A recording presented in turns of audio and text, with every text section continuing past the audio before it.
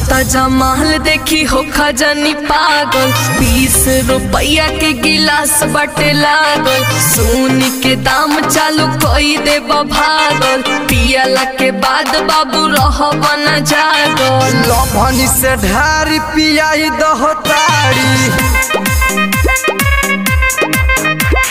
ले ली नगदी दिहना उधारी। ताजा ताजा माल देखी हो खजानी पागल, 20 रुपया के गिलास बटे लागल, सोनी के दाम चालू कोई दे भागल, पियला के बाद बाबू रहबा न जागल। लभनी से ढारी पियाई दहो तारी, ले ली नगदी दिहना उधारी।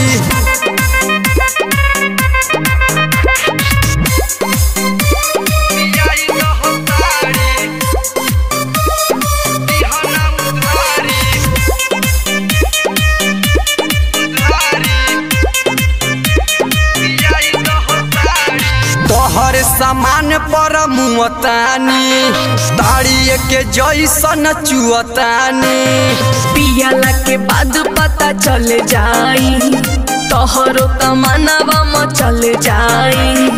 लभनी से ढारी पियाई दहो तारी, ले ली नगदी दिहना उधारी। ताजा ताजा माल देखी हो खजानी पागल, 20 रुपया के गिलास बटे लागल, सोनी के दाम चालू कोई दे भागल, पियला के बाद बाबू रहबा न जागल। लभनी से ढारी पियाई दहो तारी, ले ली नगदी दिहना उधारी।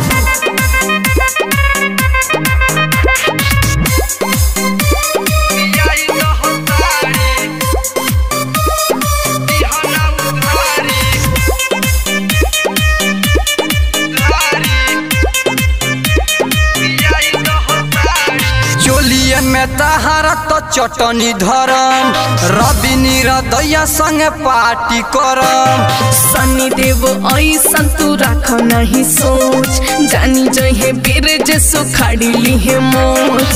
लभनी से ढारी पियाई दहो तारी,